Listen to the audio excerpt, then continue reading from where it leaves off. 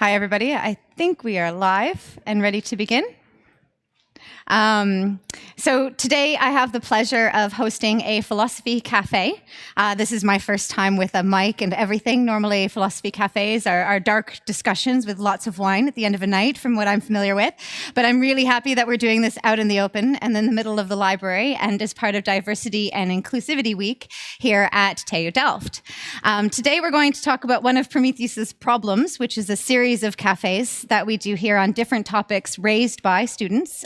And today we're talking about neurotypical or neurodiverse. So how do we understand the differences between the ways our brains work? And what kind of implication might that have for how we think about ourselves and each other? And I'm really pleased to present 3 different panelists for today's discussion. So they're going to come up one at a time and introduce themselves and their position on the topic. And the first we have is Caroline Bollen. It's Caroline, right? Or Caroline? Caroline, yes. And she's a PhD candidate at the Ethics and Philosophy of Technology section at TPM faculty here at Delft. I have the pleasure of already having met her as part of the faculty, and I'm looking forward to her coming up and talking from her perspective first. Thank you, Samantha, for the introduction. Can you all hear me fine? Yeah, I hear myself. So, hello everyone. I'm Caroline. Let me first say I'm a hypersensitive person. That's my form of neurodivergence. And I'm also a neuroscientist and now working in the field of philosophy and ethics of technology. And I will talk about neurodiversity and empathy and how I interpret these concepts and use them in my work and why I think they are so important to discuss in relation to science and engineering. So first, neurodiversity. Let me firstly talk about definitions, because like every big word and important concept, there are multiple definitions. So let me first state how I interpret this concept. Neurodiversity refers to the variety in how our brains work, simply put, and nothing more, nothing less. But that has big influence, big consequences, how our brain work, like how we interpret certain stimuli.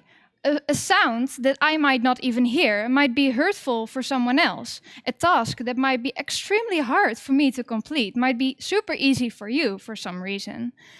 And this variety is there, and everyone is different. Everyone is a unique snowflake. Every brain works differently. But when your brain works so differently from the average person, we talk about neurodivergence. And this to me means also nothing more and nothing less than having a brain that works so differently from the norm that in some ways you experience issues because of it. Because the world as it is now does not completely accommodate neurodiversity. And that is why it is so important that we talk about that today, and why I'm so pleased that this topic also comes up here in this week on diversity and inclusivity, because often this is not really discussed that much, so I'm really pleased that we discuss it here. When I think about neurodiversity, I see it as a different way of interpreting knowledge that we gain from psychology and neuroscience. And typically, differences in, for example, you see here brain scans. It's a nice image to show neuroscience. So if you see a difference that explains certain experiences, often this is put on the individual.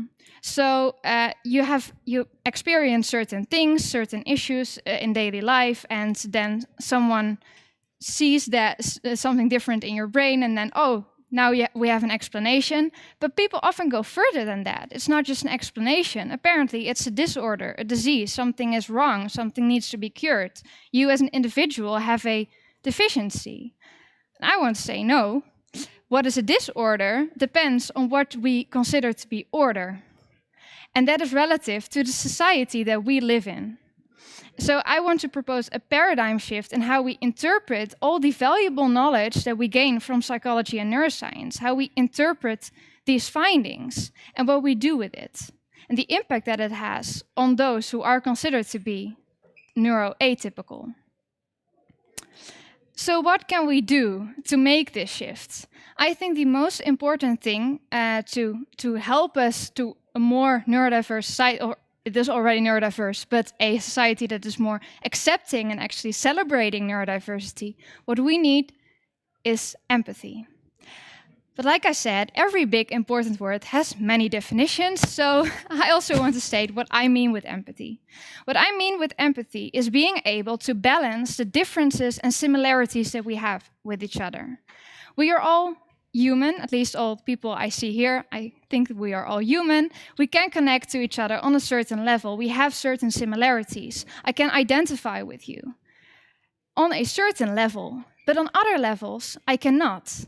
We are different. Our experiences are different. The same things that can happen, we experience them differently, especially in neurodiverse communications. So empathy then can help us to balance these differences and similarities.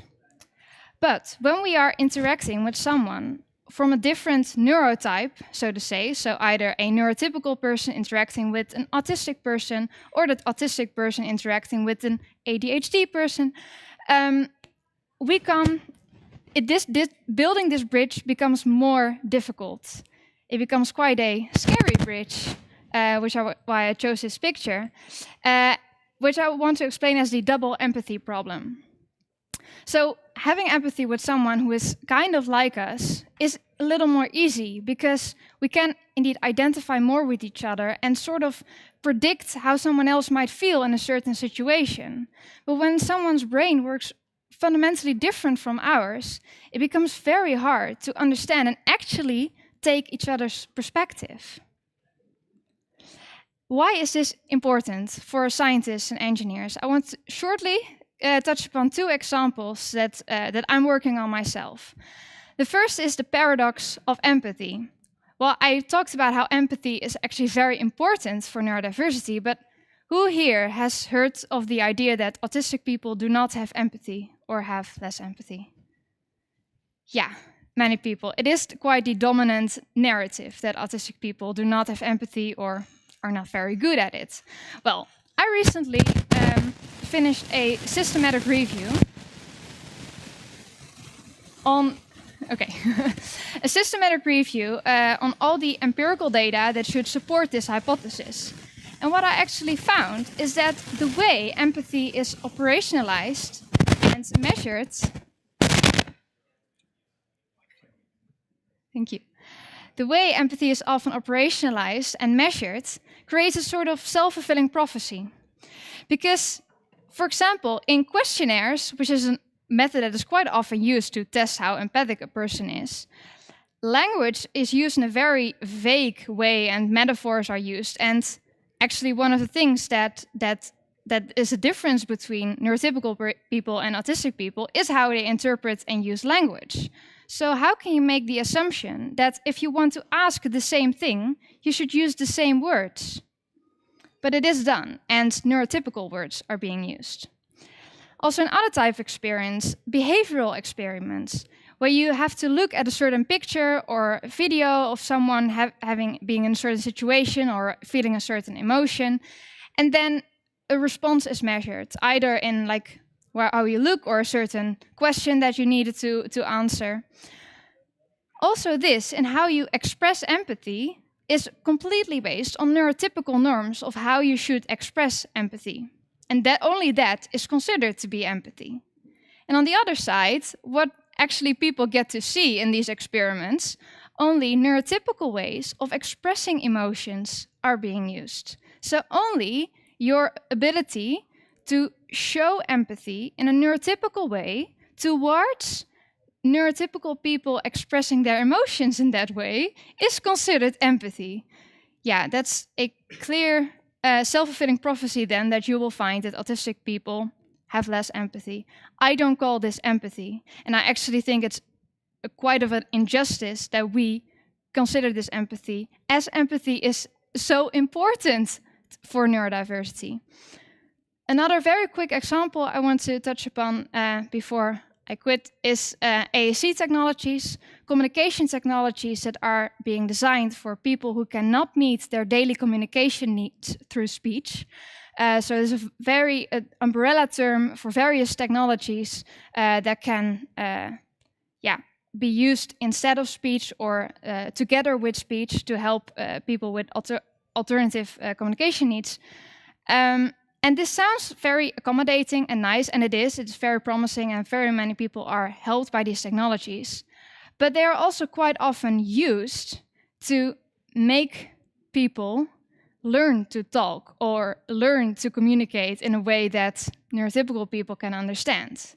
So in the design of these technologies, there's also a pitfall to enforce neurotypical norms on people rather than actually accommodating diversity. And this is where I want to end my stance on neurodiversity and empathy and its importance for science and engineering. Thank you. Thank you.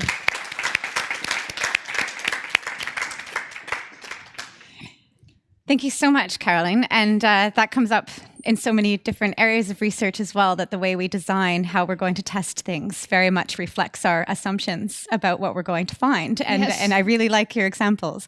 Did anyone in the audience have a question they would like to ask? We have minutes for just one question before we go on to the next.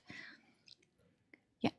Is there more like a neurological way to measure empathy? Can you measure it in a way? Sorry. I will repeat my question. Is there a more neurological way to measure empathy? Yes, there are also empathy experiments that involve fMRI scans, for example, and then they also find indeed differences in these experiments, but still these experiments then contain looking at certain stimuli, and then you still have that thing. And then, like I showed in the beginning, that picture of these different brain scans, what is then the interpretation if you see the differences? Oh yeah, it's a difference, okay. That's it. You cannot really show diminished empathy, whatever it is, because then you need to define in which brain areas are supposed to light up with empathy. Again, you hear me saying supposed to. Who's deciding that? Thank you. Thank you very much. We will see Caroline again at the end, just after the break for the panel session where everyone will come together and discuss. And I don't know if you're supposed to sit here or there. Back into the audience for now. Okay, fabulous.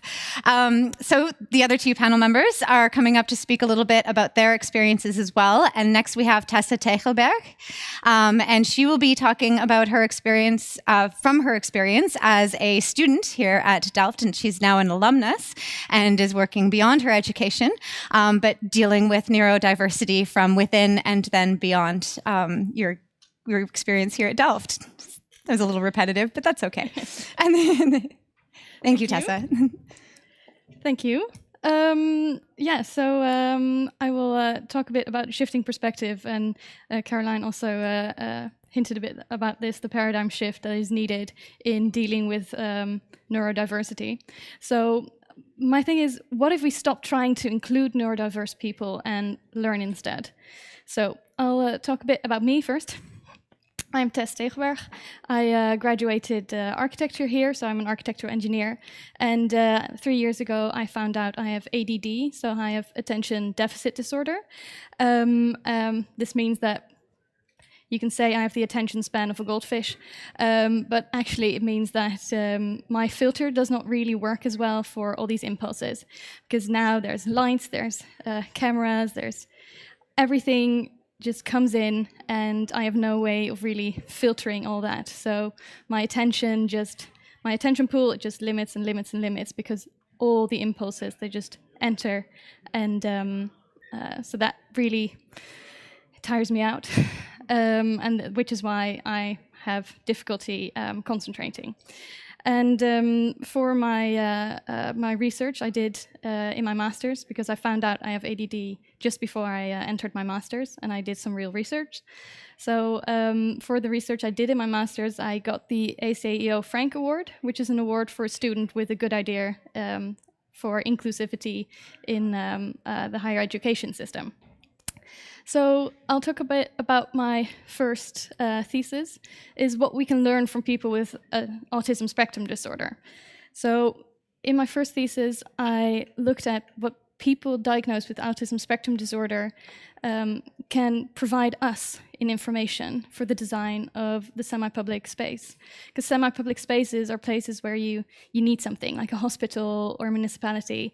You need to get something done. And I think that if we look at neurodiverse people, we can see where we can better environments. Because my filter doesn't work as well, and especially for people with autism spectrum disorder, outside stimuli can be really detrimental to how they feel and how they can act in a certain place, and especially in a place where you need to get something done. That's important. So if we see what people with autism highlight as annoyances or as things that they don't like, my idea is that even though a neurotypical person will not highlight those things as being annoying, they can still be affected by them. And it drains the pool of attention, even though you don't notice it. It's just, you can't, yeah, it's there. So if you look at people with the heightened senses or with the diminished thresholds, you can see where we can fine-tune spaces to design spaces for people that everyone will enjoy more and just be nicer in. So if I link that to diversity and inclusivity, then I'll first talk about diversity a bit. It's a condition of having or being exposed to differing elements. It's just a variety, which is a good start. We need more different ideas, different people, different environments we can learn from. And it's also the fact of many different types of things or people being included in something. And this is where we get a bit more to the point, because diversity is good, but inclusion is better. So inclusivity, it's quality of including many different types of people and treat them all fairly and equally. Okay, we're getting somewhere. And here I found this one. Inclusive is of or relating to education in which students with disabilities are included with the general student population. And this is where I question everything, because the general student population, if I need to fit to the norm as society has it now, I do not fit in that norm. I will never fit in that norm, and maybe I can drug myself up, but if I keep taking my drugs, I will never be able to have children. So I cannot be pregnant while taking the drugs. So I will not fit in the norm that we have now. And I don't want to, because it's nice being asked to the dance. It's nice being asked to dance, but I want to be celebrated for me and being included for me and not have to fit to someone else's norm. So that's why I think we need the shift in perspective. So inclusivity needs to be working with people to accommodate their needs. And I think this is not, it's not feasible to shift everything and pull loads of money into fixing one person's problem. But it is important because we can see how do these needs correspond with everyone else's needs. And what can we learn from these neurodivergent people to create nicer environments for the population? What can we learn from each other and then give to everyone to have nicer experiences? And this is the shift. We have to stop trying to make people outside of the norm fit into it, but instead learn from the difference for ourselves and challenge this norm. And that's what I tried to do in my graduation work. In my graduation work, I saw how we can learn from neurodiverse students to create equity through architecture. So instead of giving people equal tools, we want to have equal outcomes. And so in my graduation research, I looked at unimpaired study, an inclusive study on the study needs of students at the TU Delft. So how we can get everyone a nicer environment. So I interviewed neurodiverse students and neurotypical students. And you know what? Their needs and wishes, they're super compatible, just not in one space necessarily. So I wrote an architect's handbook where we can see how small differences like giving people control over the amount of light or the heat or the sound or the size of the study space can give people nicer environments. So this is what I made. I made larger study halls where neurotypical people were more inclined to study, but also smaller places where you can have more control over the space.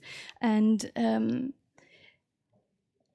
you know, you only need one person to create a study environment, because everyone comes to the library because people are learning and it makes this learning environment, but you only need one person, one other person. So you don't need this big hall where I'm distracted by everything, people walking past and people giving presentations. If there's diversity in the spaces and control over these spaces, everyone can have a nicer environment. And yeah, so this is what I made for my graduation. And the shift in perspective has also shown its benefits already, because not too long ago, we were thrown into this pandemic, and all of a sudden, it was possible to work from home.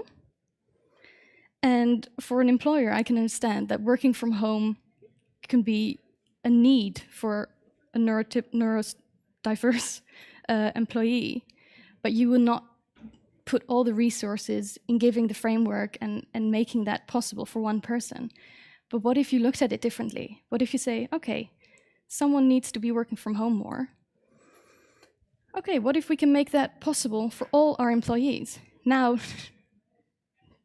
almost no one wants to go back to the office full time.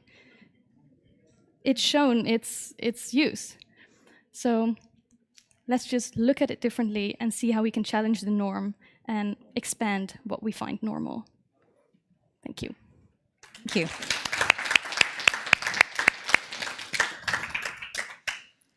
I love this. And both of you have kind of raised the idea of like, what's so great about being normal? And maybe we can actually learn. And I think if we look beyond trying to fit, right? Yeah. I love that approach. Do I have anyone from online who's chipped in? So then I'll go to the audience here. Would anyone like to jump in with a question now? Sure. Hang on one second. My man with a mic will be there. I had a question how you looked at the diversity within the neurodiverse population, because I can see that, like, I have several catch them all kind of vibe. I have like 3 studiebeperkingen, I think. Yeah. And I already noticed that there's a lot of overlap, but there's also like very key things that differ. So how did you, for example, in your thesis, because you don't want to group everyone together in autism, for example. So how did you go about that? Well, my graduation work was not as large as I would have wanted it to be. So I had 3 students that are neurodiverse. One with one of your group it all, multiple disabilities. One that had a registering disorder, so everything was just a bit slower. And one with ADD. And from that, there were so specific points for instance, autism, or for instance, the ADHD, that if you create more diversity in the spaces, like larger spaces, smaller spaces, and if you give perceived control over a lot of elements in the environment, like even if there is a panel where you can change the heating or things like that, or the lights or the blinds, people feel way more at ease. So yes, it's a bit generalized as well. But if you want to include everyone, I think you just do the most things you can do. And such a thing as a panel where you were given control over these elements. It's just a small thing. You need to do it anyway. Why not make it accessible? I don't know if that really answers your question. I forgot the question. Yeah, thank you. Yeah. Thank you, Tess. And I think you can have a seat until our panel after the break. And thanks very much.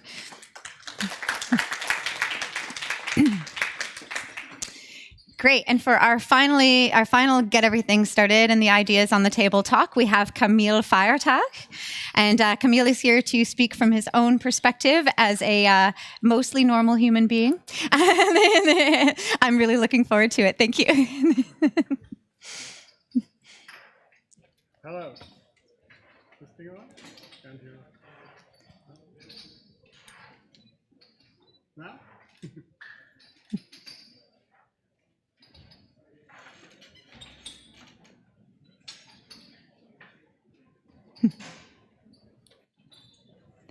We'll just fix the mics. It'll be 1 second. Yeah.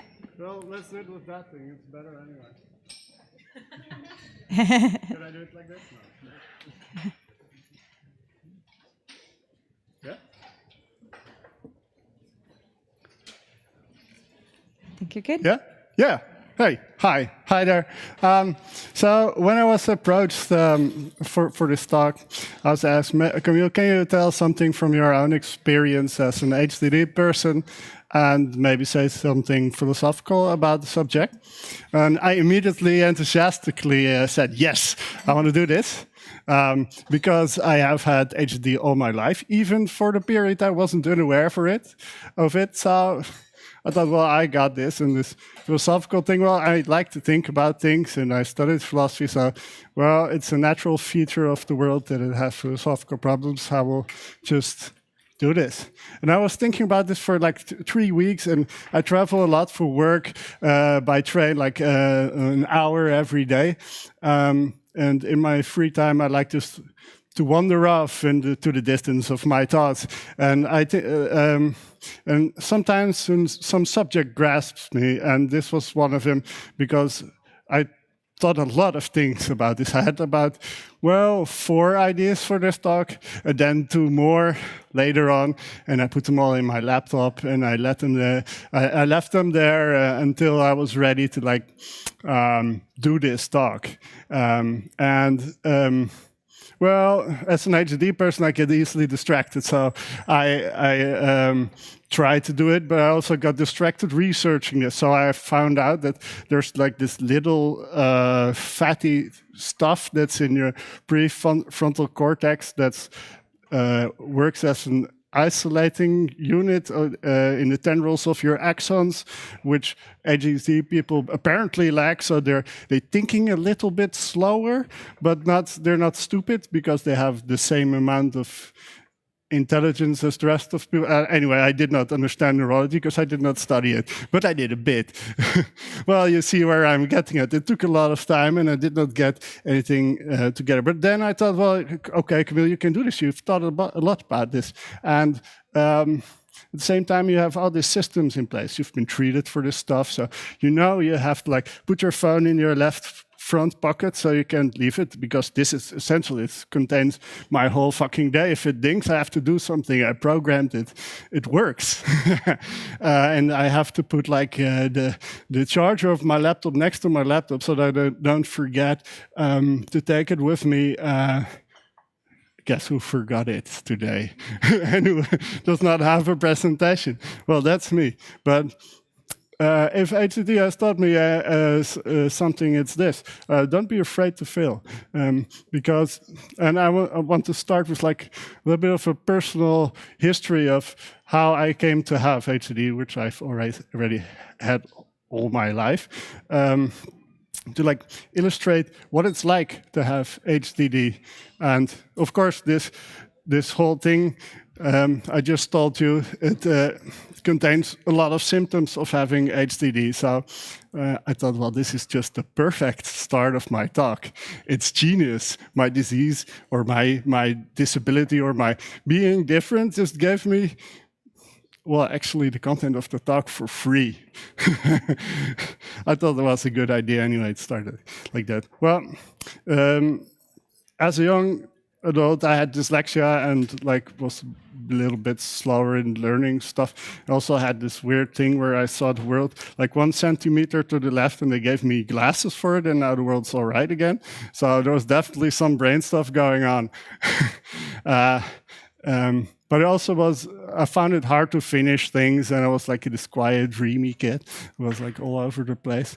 And when I grew a little bit older, I kept failing at things. I could study philosophy, but I could never finish any paper. And they don't tell you that, and if you don't know that you have ADD, it's like drugs, because philosophy keeps being interesting even if you don't finish your papers, because the subjects invite you to think all these things about it, and you have this chaotic brain, it wanders everywhere.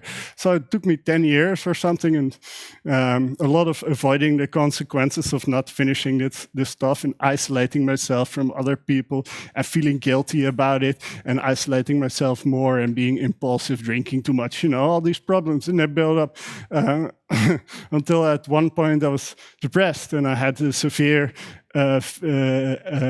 performance anxiety. Well, that sucked. So I went to the psychologist. The psychologist said, well, here's this treatment for your anxiety. You can do this stuff, man. You're a cool guy and you're smart. And it kind of worked for some time. And, well, you're depressed. Well, it's because you're being too hard on yourself. You can do this stuff. And it worked for some time. But then all these problems kept showing up, but in different areas of my life. And I was feeling hopeless, so I went again.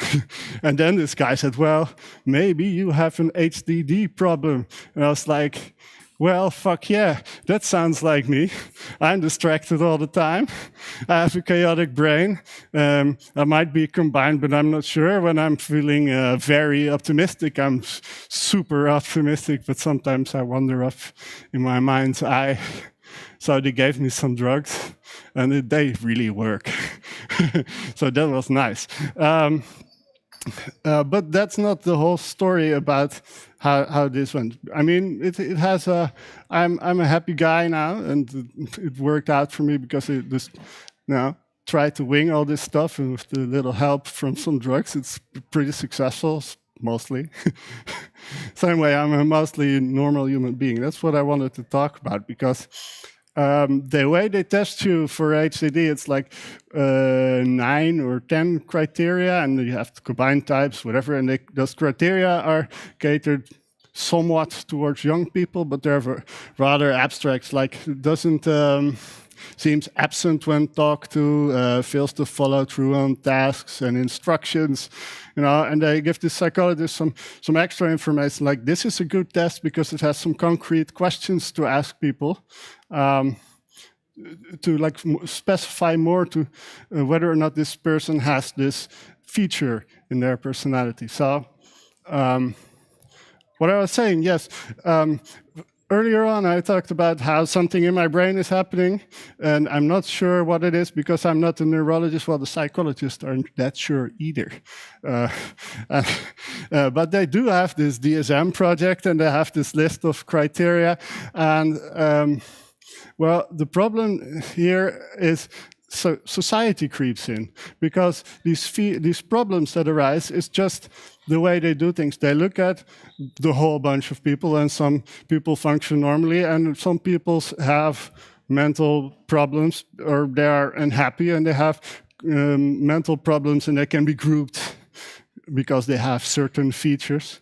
And then scientists invent drugs and invent treatments, and they are happier again. And it seems like a fine, all right way to do things, to reduce suffering and to help people out of that. But to classify it as a disease or disability or being different, well, different, of course, but by grace of having or suffering seems a bit weird to me, because they can only report this from an outsider's perspective. We need a group of people, society, to qualify these quantified features of people. So you give someone a label, it doesn't necessarily mean they have a certain brain state that they're in, or a certain mental different functioning. They have a different functioning personality.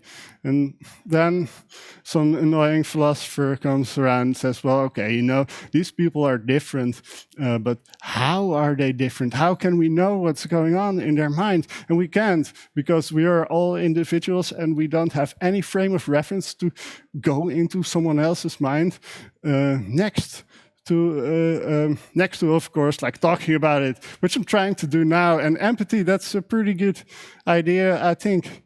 But still, the brain stuff is there, but we have some empirical problems because we can also organize society in a way that creates these problems. And then certain people have trouble with them. And then we have created a disease that does not necessarily have to be there. I mean, if you design spaces a little bit better, maybe students will perform better. Maybe it wouldn't have taken 10 years. Probably, yeah. Still would have taken 10 years, but it would have helped, you know. So I kind of agree with the other speakers on that, but there are dangers in the world, like... that is more and more seen through the lens of empirical science, because it tries to quantify qualitative things, and it tries to become streamlined processes and optimize communication, like WhatsApp. Have ever of you ever agreed to use that? No, it just existed. It was nice. So, but you could opt out. But you know, these things happen without your interference. And well, I can say there's some merit to having a different brain that does not really fit in reality. And that is, I can ask why, and why is it me that hates to have like this red little dot on my phone all the time and being distracted by it? Goodbye, WhatsApp to me. But it also has a discursive function, and we have to be aware that we don't mark things as a disease and look at how we treat each other. And also, sometimes it's all right to fuck things up and not have a presentation. That's my talk. Thank you. Thank you.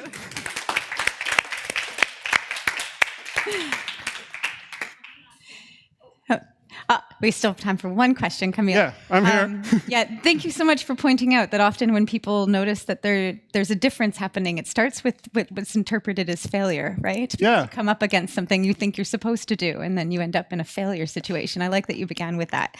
I think that's really important for also what you guys were talking about as well. So we're good for one question before we take definitely. a break? Do we have anyone from, just to check, and would anyone in the audience like to ask a question? Because I have one, but you go ahead, and then I can save mine. Thanks. First of all, well done. You described yourself as someone who had performance anxiety. Yet you are, so I think that's a big thumbs up. Thank you. My question, it was something you mentioned at the end about the world becoming more streamlined. Yeah.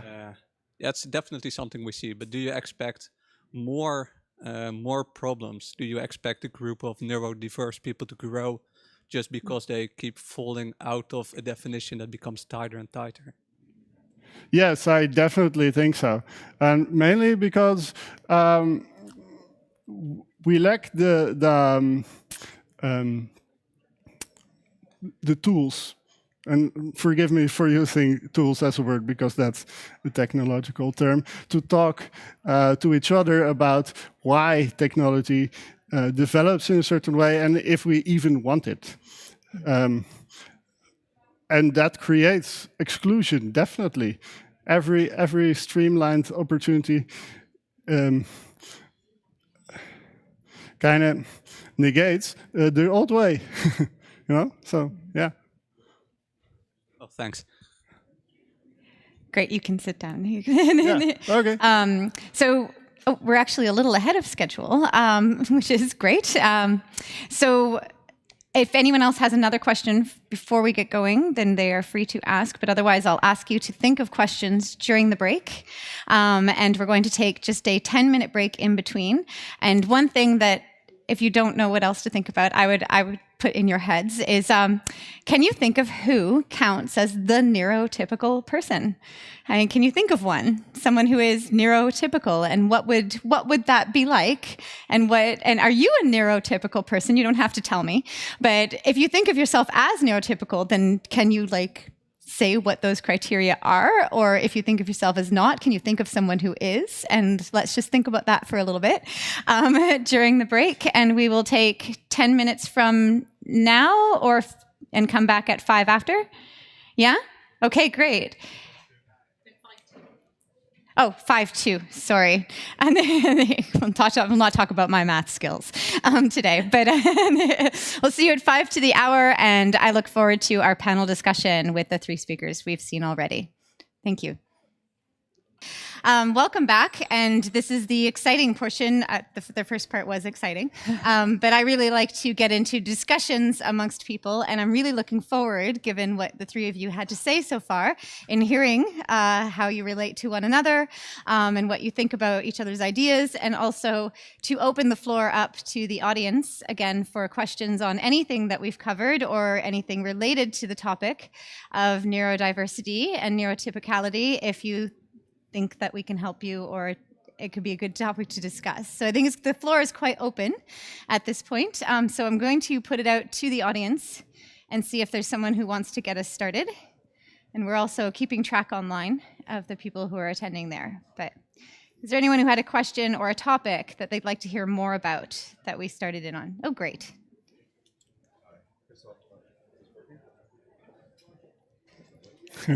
Can't hear you yet. Hello. Yep. There we go. Thanks. I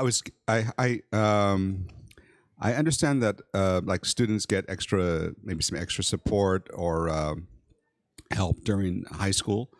Although I know most schools aren't very good at helping, but they get maybe some external help, or the parents help organize some help to provide extra coaching or what it takes to get the kids through school, and then they come to university here. And then I was wondering how much of a factor or how much need is there for more support from the university side in terms of providing extra resources or help in any way, and how much of a factor that is. General question. Can I answer? Yes, Start please. to answer. For me, I found out I was neurodivergent while in university, and I'm also part of the student association, Student Onbeperkt, that is now in its 2nd year, where we help each other, and students with disabilities, we help each other, and there is so much need for trying to find out how you can talk to your teacher about what works for you, and how you can go over the teacher's head if they're not cooperative, because you have a right to education, and you need to be able to work for it. And there are so many issues still in making sure that everybody can have the help they need, and it's difficult because we're a large university, and these are large classes, and as you can see, one tutor making an exception for one person, and then having to do it for 800 other people is very difficult. But there is a need for it, and there is a lot of resistance still, and it helps for us to be in the student association, where we can help each other, tips and tricks, and how did you do that? And for the most part, there's a trend going that it's getting better, but we're nowhere near yet. Yeah, I would like to respond to that as well, because I totally agree. More help would also be nice. But you have to know as a student that you actually need help. And what we first need is awareness, because a lot of neurodivergence, which people who have some problems with something do not know they have a brain that's not really typical or mostly normal brain. And because they just started living on their own, and they're discovering this whole new world that's out there, which has different problems than their world at home, because their parents, they lived all their life with this neurodivergent person who might not even have been neurodivergent to themselves up to that point. So when someone reaches adolescence, they usually start to experience certain problems with it. And if we have more awareness, then we can more easily identify that we have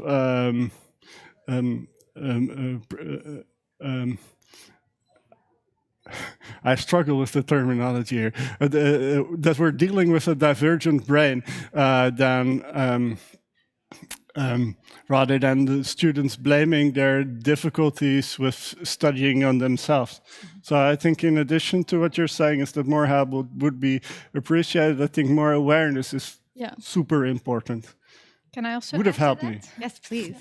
I also think that now we're really looking at exceptions. So when you have a neurodivergent brain, then you are an exception automatically. And I think one of the most interesting findings of your study was actually that that more people can benefit from more diversity in the way we can study than people who have a diagnosis. Because for example, I am HSP, but that is not in the DSM for, I don't know, many reasons. What is included in DSM and what is not also have a lot of historical and cultural reasons, and that does not mean that those who do not get a diagnosis or have something, that is not usually thought of as a disorder or a disability, that people do not have struggles in this sense. And also people who did not have a diagnosis yet, getting a diagnosis, also, unfortunately, you need some privilege with that.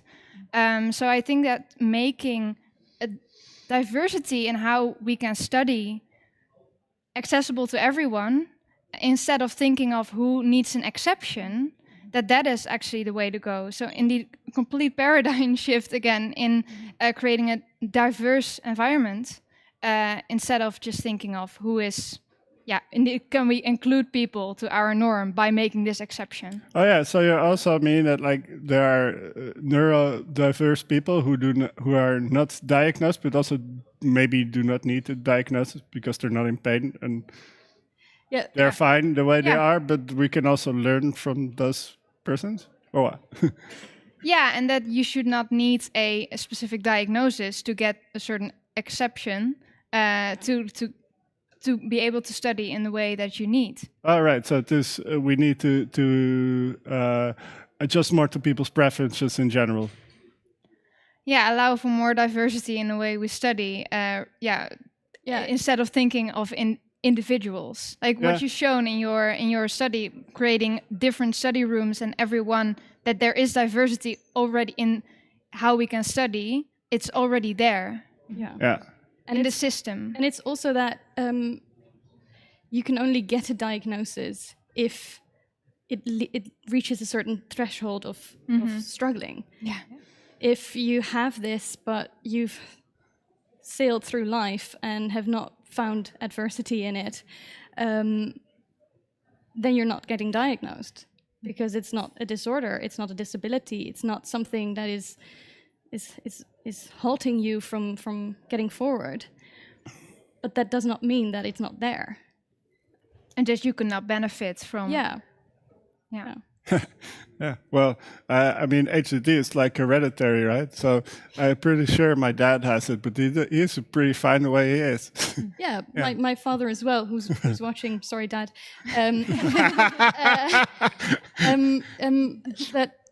My brother has autism spectrum disorder and an ADD, and I have ADD. And if I go and look at my family, I think that is our norm. that is just the way we do it. But my father found a way to be successful without, Might not have been without struggle, though. not without struggle, but he's found ways to navigate that made him successful, made him cope. Yeah. Yeah. Coping being the operative word, right? Yeah. Cope, yeah. Our audience member wants to follow up a bit. So I just wanted to reflect a little bit. There's quite also some discussion lately about the pros and cons of hybrid education, because we've had more experience of that, of course, in the last year and a half. And I was curious how you think, is that one way we could perhaps broaden our channels of communication, and maybe that would serve neurodiversity in a better way by having more hybrid opportunities in education? Or I was just curious how you reflect on that. Definitely. Yeah. Yeah. I also raised that a couple of times in our section where we were discussing about these things. And the first thing I said, let's not just go back to the way we used to do everything, because we can now that the pandemic is kind of under control. But let's reconsider what was actually nice about working from home and having the ability to work from home. Or maybe you can choose whether you want to be in a working group online or in real life. Because also the extra stimuli of being in a certain room might add to stress and struggle, and being in the comfort of your own home can actually make studying way more accessible.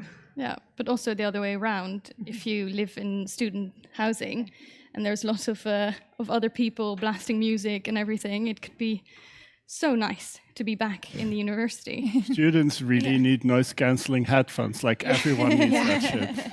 Just university, if you're listening, give it to them. Give it to them. With your student card, you get noise. No, but to be serious, it's not without dangers, hybrid education, because we three would really benefit from it. But someone with medium to high depression might isolate themselves, become a ghost student, never leave their room. I mean, it's just a technological optimization that departs from the old ways, but also leaves out some people. And we really have to ask if we want it and why. Yeah, I think it's very person dependent, because I had the opportunity, while the university was closed, I had the opportunity to go and study in architecture one afternoon or one day a week, and then 2 days a week, because not enough people were using it. So we got more opportunity to do it, and that in my graduation was imperative to getting the study environment. Mm-hmm. And being able to do it, because if I don't put myself in a position where I'm kind of forced, then I just wander off and I go and do different things. So for me, being able to go to the university when everything was closed was also imperative to me graduating the way I did. But it's about diversity in possibilities. Mm-hmm. Yes. Yeah. So what I hear you saying as well is this, it's not just about opening up the possibility there might be diagnoses out there that apply to you, or actual conditions or ways that you differ that are similar to the way other people differ, but it's also about understanding yourself as someone who might need to do something differently than the person right next to you, and to know that there are various ways in which the same thing can get done. Does that sound about... Like beautifully put. Okay. Yeah. I wanted to I'm going to jump in here. As a teacher who is on the other side of the pandemic, right, and trying to oh my God, I have to do this online, and having to revision the way in which I did education, it gave me that opportunity to think, okay, my students have differences. And you don't think of that always when you have a classroom and everyone comes in and sits the same way. You don't have to entertain their differences. But when constructing an online environment for people who might be across the world, who might be sick, who might have family, who might have... Suddenly all of those differences come into play in how you craft the opportunities that your students might have. It gets overwhelming because there's so many differences sometimes, but I do think that opened up an awareness that things can be done in a number of different ways, right? And part of me wants that comfort where I can just go to the classroom and know they'll all just show up and I just have to treat them all the same. Because it is hard to have to treat each person individually, but I think empowering individuals to seek out those different options and make them see those as possibilities helps the teachers as well, right? Because then they can come to you and go, you know what would really work is if we tried this. So instead of presenting themselves as an exception, you get to present yourself as an opportunity for an alternative pathway, right? Yeah. That makes that the exception or the specific thing you do for one student is no longer a specific thing you do for one student and is therefore very taxing. Yeah. But you give everyone another opportunity. And if you divide the amount of work you put into it by everyone, then it's all of a sudden very, it's less taxing, I think. So you're talking about like equality, right? Well, I think the capabilities approach is a pretty nice example here. Like you have one pie and you can like divide it equally, like the attention you give to everyone. And if someone has less capabilities than someone else, then, well, they might need a little bit more pie because they're like more hungry in the sense that they need more attention. So how do you approach this problem? Well, everyone needs to have the median plus the extra part they need pie. So the total pie gets a little bit smaller for the people who do not need the extra surplus pie that is provided because it's nice. But you help them a little bit extra so everything gets divided equally towards everyone's capability. I think that's a nice metaphor to think about it. Yeah, and actually, now I've got to explain neurodivergent it people really. only need more pie because the system makes us more hungry. Okay, I'm going to make it to That's where the analogy stops, right? Yeah, no, but what I wanted to say is that maybe certain students need a little more attention because the system is making it harder for them. Yeah, Sort of agree. a justification. Yeah. It's not that they're inherently more needy. Yeah. It's that the system caters to them less automatically. Yeah. Just to throw it back out there, does anybody else want to follow up with a turn in the discussion?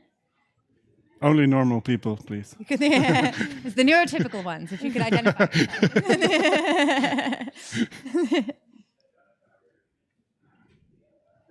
Yeah. Oh, great. We got two at a time. Thanks. You hear me? Yeah. I wondered, I can imagine that diagnosis is very relieving, like, okay, that is why I've been different and not typical or something. But I wonder whether that will always be the case, because then you've got that label, like, okay, I am diverse right now. Don't you think sometimes, or for some people, perhaps it would be better if they're not diagnosed? Oh God, it's a total grief process, man. Yeah. It's like, oh yeah, Exactly, yeah. yeah, it can definitely be. Oh, I have this condition and I'm going to have it forever. I mean, it's pretty hard news. I mean, when you first get diagnosed, if someone does that for you, and it helps, wonderful. But it's a pretty long process of internalizing what it means for you, because having a smaller attention span has an impact on a variety of aspects of your life. But you have to find out what that is exactly. So initially, you're just confronted with, there is something wrong with me. It's all these criteria in the DSM, and I don't know how to fucking deal with it, and that's the total problem. And you need a lot of help from a psychologist to like navigate your way through like self-love again and fading yourself into success like I did just now. Yeah. I think it could be it's maybe different for everyone because everyone is a snowflake, and every diagnosis is a snowflake, and every process afterwards is a snowflake. But for me, I finally understood what my manual was. Because I've been struggling at these specific points for all my life, and I'm a perfectionist, so I persevered. But it took a lot of me, and now knowing, okay, I fit in this group, and these are the general things. And what I think you said was very pertinent, that this and this and this is wrong with you, and this is wrong, and this is different. And these things also have positive sides. Oh yeah. But for my design, I think that a lot of the tutors in architecture have ADD or ADHD, and for me, not being able to filter well means when I'm designing something and I'm changing something in that aspect of the building, that there's something changed, but I notice that, so I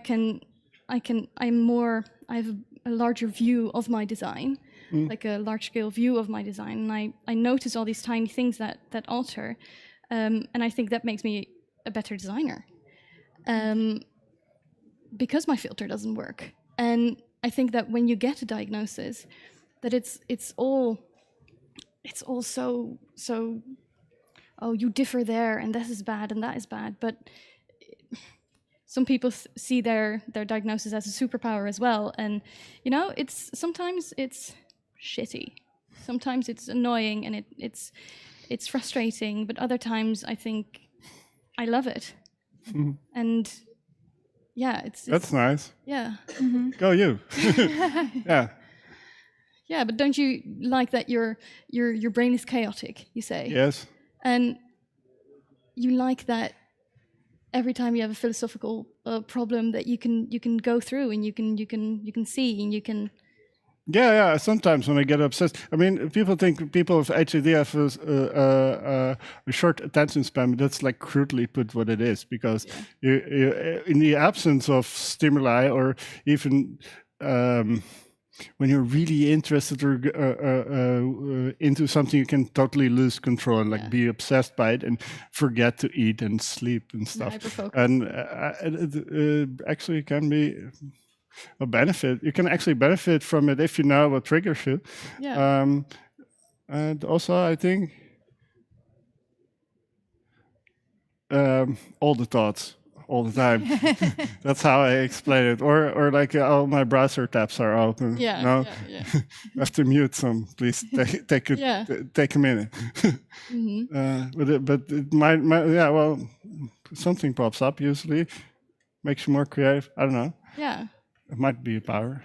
Yeah, so I think that when we get this diagnosis or whatever diagnosis, that by the way, IT Vitae is a place where you can go and study IT, especially for people with autism spectrum disorder. And when you walk in there, so you have autism spectrum disorder. Yes, congratulations. We need people like you in our society. And we know you function differently, but we are here to help and help you get an IT diploma and help you get a job and help you through that process. And that is so, it's a breath of fresh air, just looking at it differently and seeing, we need these people in the world, and good for you that you're one of them. Yes, but not every diagnosis has an upside, man. If you have a psychotic personality disorder, I'm not so sure it's all right. Or chronic depression. No. Kind of sucks, man. No, already celebrating neurodiversity will definitely change, I think, the process of getting a diagnosis and dealing with that, and coming to that the first response is not, oh, there's something wrong with me, but there's something different about me. For me, it was only empowering, and what you also said, like being part of a group, you can see it as sometimes you're put in a box, but for me, it was actually kind of a relief to find out that there are more people like me. And I immediately joined a Facebook group of HSPs. And it was just so nice to connect with people who are like me and experience things in the same way. Things that I could not find in my peers, in my classmates, etc. And getting tips of how to deal with things that are normal to normal people, but are very challenging to me. For example, going to a grocery store, I can barely talk to other people about how hard I find it to be in a grocery store. But like finally finding people that understand, and that is just very empowering, actually. Yeah. I will follow up, but there's an online question that I think tags into this. So I'll let that one go first, and then it'll be to you. Yeah, there's one question from Kim, and she says, she's asking, can you elaborate on the spreading of the paradigm shift in society at large? So, can you elaborate on the spreading of the paradigm shift in society at large? On how this should happen, or how, if we see this Hi, Kim. now? You know her. No, I didn't say hi. She's here. It's nice to have her here. I mean, we can see her, so Yeah. Yeah, you can wait. yeah. And the larger paradigm shift, that's your Yeah. I think it. Hi Kim, thank you for your answer. That's very fucking difficult question. And I think it ties into something that you said, that we need awareness. Yeah. Awareness. And I think it's just, yeah, we can promote this paradigm shift that we need to go further, and we can learn from each other, and we alter the norm. But if no one knows or is conscious of this norm, then there will be no paradigm shift. Yeah. So it's things like this, doing this, and making all these people that are trying to study listen, that there is the neurodiversity, and that it doesn't have to be this hard to implement things. But only if people know about it. Kim says hi, by the way. I have an idea about this. This ties into the idea of normalcy. It's the question you asked before the break.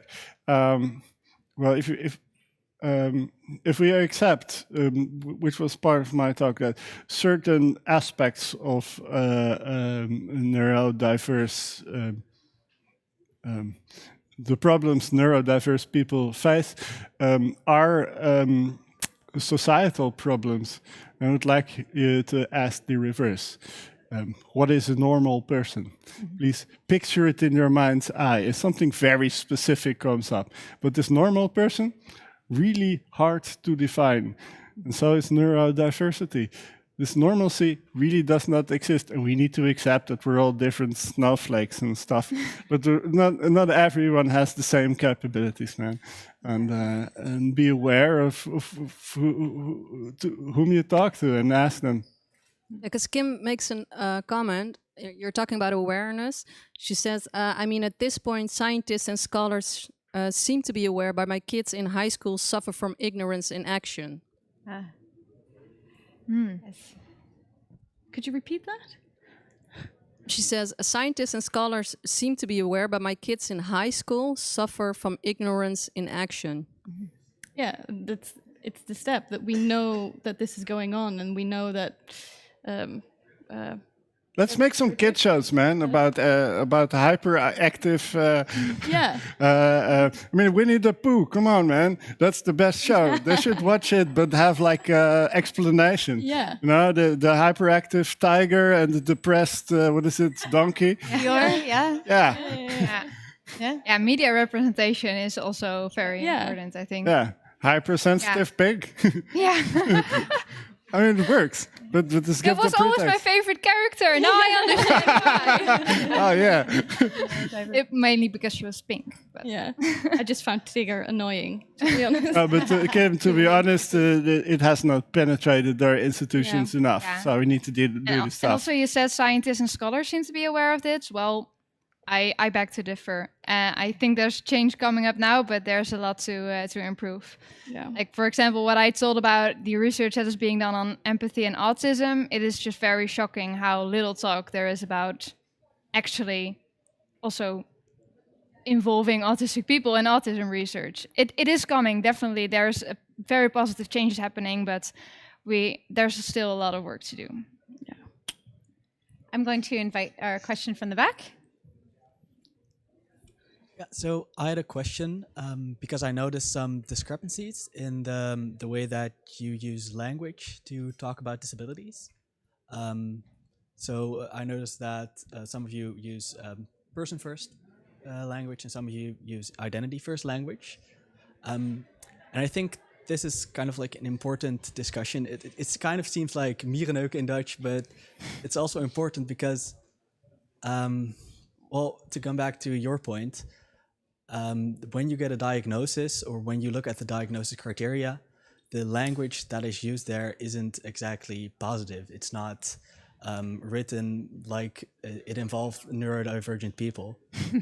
Or you mentioned it, like the ADHD criteria includes something like failure to pay attention or failure to follow up on tasks, which does not sound very positive to me. Yeah. So I was just wondering what you guys think on this use of language. Yeah, I would really like to respond to this if I may. Please. I'm very passionate about this. Thank you for this question. In my talk, I consistently use identity-first language, and I think it is very important to also have the discussion about what language to use. But I think that shifting towards the identity-first language, maybe I should explain that that I say, for example, an autistic person rather than a person with autism spectrum disorder or a person with autism. And why I do this is because I consider autism to be a valid identity and a part of your identity that is a part of it, and it's not an attachment.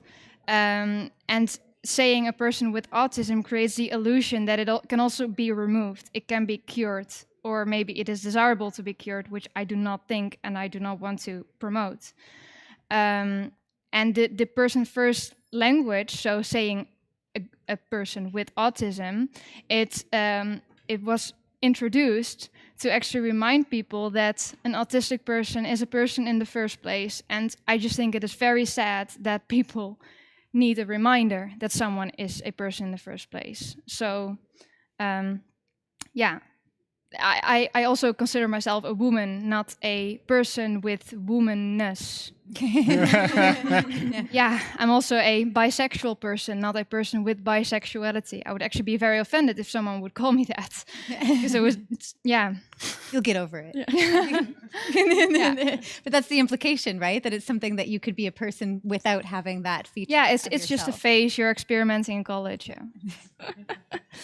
Yeah, well, I used person first language, and maybe that is because I am trying to find who I am, and while I have this diagnosis, I feel that my diagnosis is not me.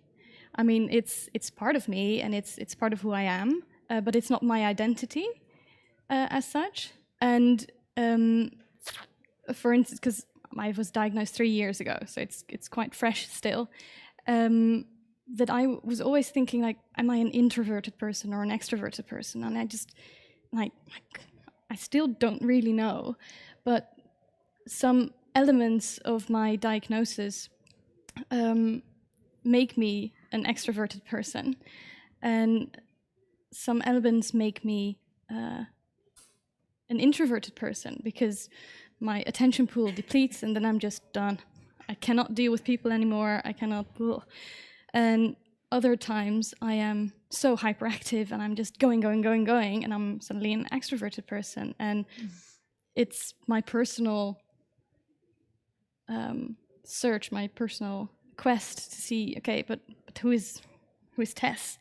And in that, I want to be myself. And the diagnosis, it's a manual.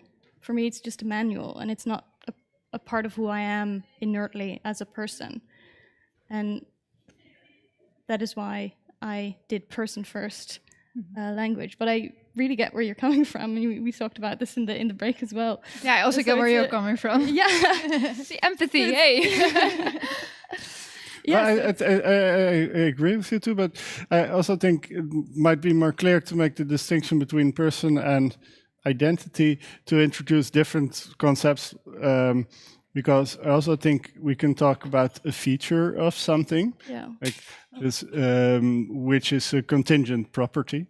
And a property of an essence, like this is to the core, something that describes this thing that is a person.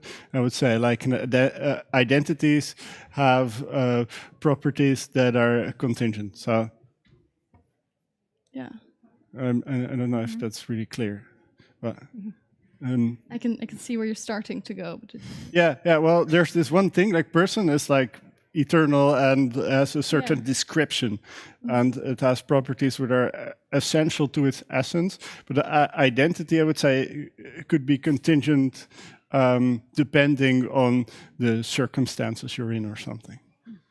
Like I can be a fireman, but I have certain circumstances wherein I can be a fireman, like Halloween or something. Yeah. But I'm always an HD person. Yeah. Even though I am a fireman or not.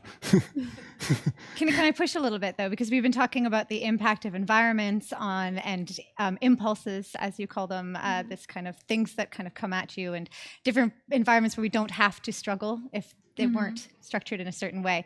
And then you also talked about your diagnoses as being a kind of a marking point in your life. So how do you feel about the way people change over time or in different contexts in relation to your diagnostic condition and those features of yourself? Just to poke, because that's what philosophers do. We poke it. Yeah, that's a good question, man. You put me in put me in a tight spot, man. Because I think you're touching on something really important here. That there's some parts of ourselves that seem fluid sometimes, and some parts that seem very essential other times. And sometimes we put our feet down and we say, "I am a woman, and I won't change. I am a bisexual, and that's just the way I am." And other times we're like, "Well, I'm not always nervous like this," right? And so I'm wondering, do you have any comments on how that shifts in your life and Maybe how you feel about that? For me, it's the wording. Okay. That attention deficit disorder. Okay. I am not my disorder. Oh, I have a disorder when I need it. It's really handy. Yeah, it's handy in getting. But if you're trying to get a new job, you're not going to tell them. I mean. Yeah, well, it's all over the internet. I'm pretty diagnosis. Yeah, so if someone Googles mine me, too. Then Shit, I'm going to stick to my day job forever now. Yeah, but like you also mentioned, the criteria are often put in terms of failure of the visits or things that are hard or problems or issues, and that's actually why people who are flourishing, even though they are neurodivergent, they have indeed certain coping mechanisms, certain circumstances, and they're actually happy. Sometimes do not get a diagnosis, or then people say, "Oh, are you actually this because you seem so happy or normal or productive?" And that is also something that needs to change more in the language about it. That everything is in terms of failure and negative, and sometimes having problems is actually part of the diagnosis. It is always actually the case because you have a problem and then you go to a psychiatrist. You don't just go there when you... Yeah, and then your problems go away Saturday and you still have the diagnosis, which is actually weird. If you just started the whole process over again, nothing, normal. No, but to give a more philosophical answer to your question, I said personhood was persistent over time and it has certain labels, but I don't think the knowledge of who you are as a person is complete. That's nice sidestep. That's good philosophical work. I think that's my answer. I'll give people a bit of space to jump in with another topic if they like again. Yes, please. Hello. Hi. So I really pondered about the question that was asked, that what is a neurotypical person? And maybe it's a person that has flaws, so we don't have to keep a norm. And my question to you is, how do we as people, as a society, break through this fact that a person has to be to the standard, that he has to be normal, has to be this, that? I want to know your opinion. Do you want to be normal? I would not say so, but... Does anyone want to be normal? I mean, in my mind's eye, a normal person is unremarkable. It's like this 40-year-old man who has a wife and 2 children and a golden retriever who lives in a Phoenixwijk. That's in my mind's eye. He's called maybe Jan. It's basic. Can Yeah. I say something about that? Because I was about normal, but what is normal? Because you're describing something. I'm like, okay, I live in a Phoenix wife. I'm married. I have kids, but I don't consider myself normal. You don't consider yourself a man, I think. What? I don't think you consider yourself a male, but maybe. Male? Yeah, because it was a man in my fantasy. Oh, sorry. Yeah, no, but no, but what is normal? Who decides what is normal? Nobody. Yeah. And I also felt like when even growing up, even maybe sometimes at my lowest points, you would still like to. There's a feeling that I would still like to be normal. Maybe then I wouldn't feel this type of way, that type of way. Well, to give a more serious answer, I think we don't use normal as the norm in our daily lives, but in empirical science we do have to establish norms to establish differences. So there has to be a criteria to quantify what is happening to people anyway. But in our daily lives, we just use normal in a way of conveying towards each other what we expect to be the norm. And this norm is a societal norm. It's context dependent, of course. I mean, it might be normal here to do something this way. It might be normal here, over there to do something like that. So if you want to be normal, it just means fitting in. And of course, everyone wants to fit in.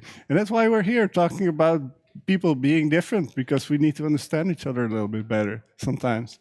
And I mean, I get where you're coming from, man. And I think it's also a bit of the zeitgeist as well. That, I mean, if you go back to like 1920s, you go to school. Then, as a woman, you go to huishoudschool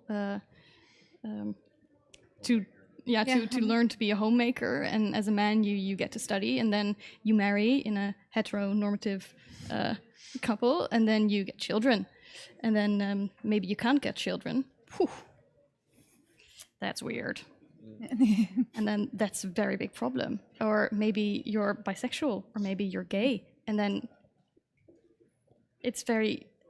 that was the hard core of what normal was.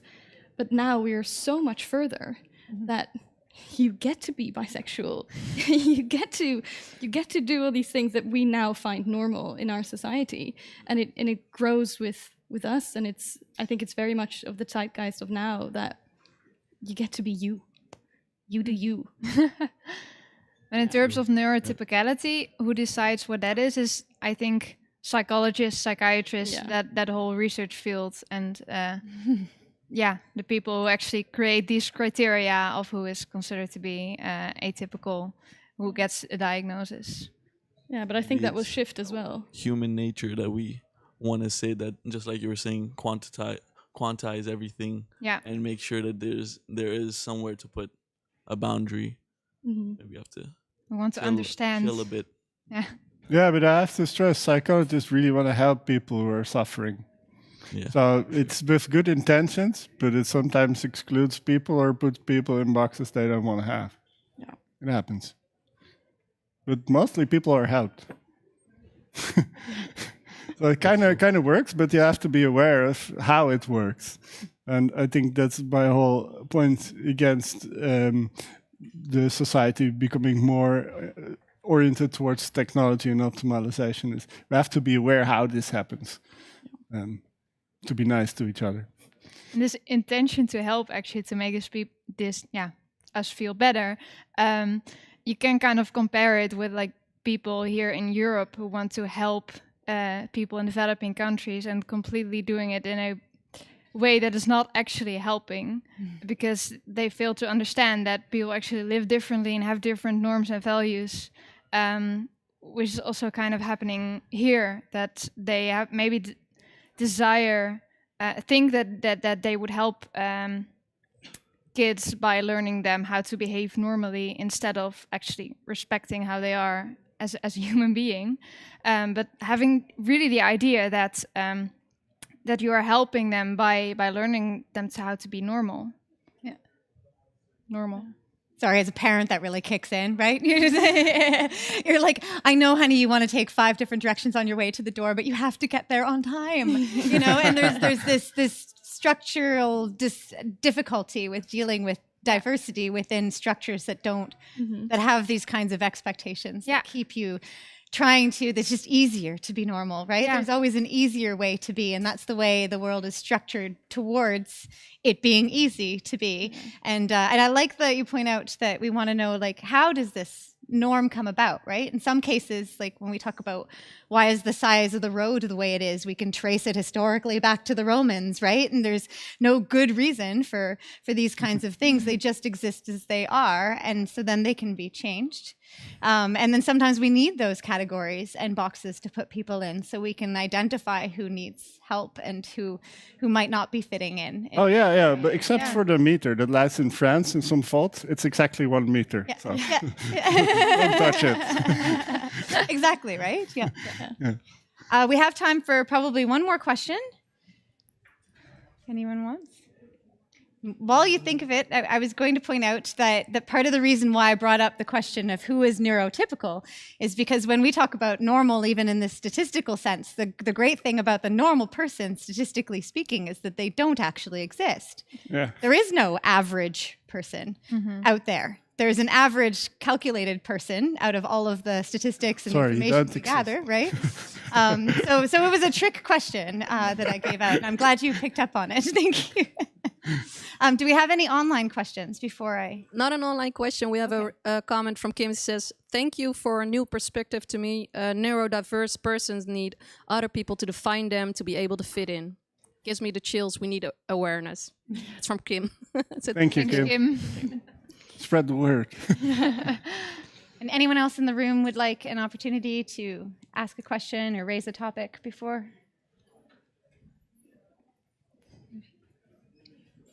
Yeah, go ahead. Just a minor thing, and it really brings home the point of empathy, I think. There are a lot of people who don't have a diagnosis. Either they choose not to, they barely miss the requirement, or they just never had the privilege of going somewhere for help. And I think it really points into the first question that you posed of what can a university do.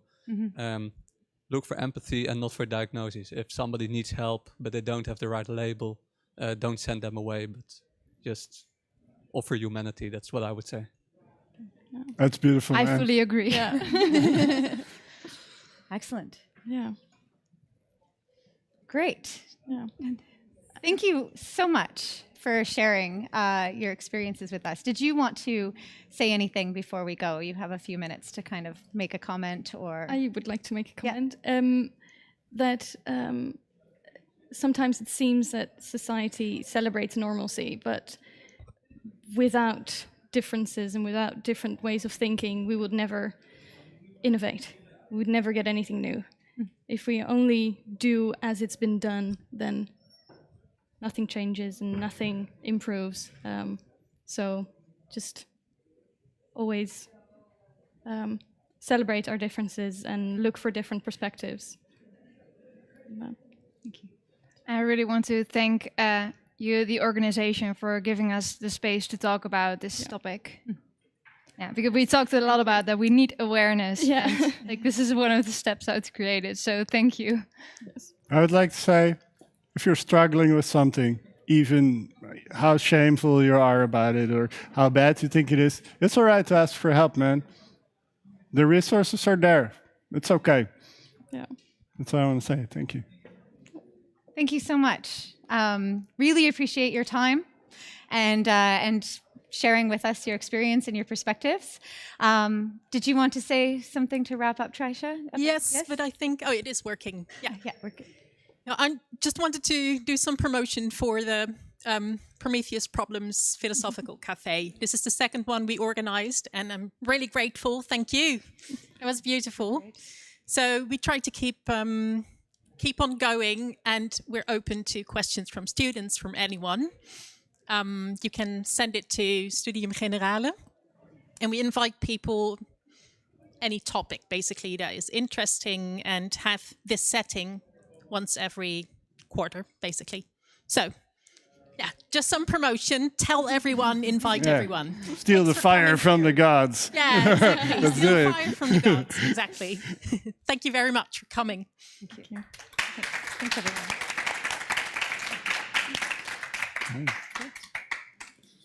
And thanks for mentioning Onbeperkt as well. I'm really glad you.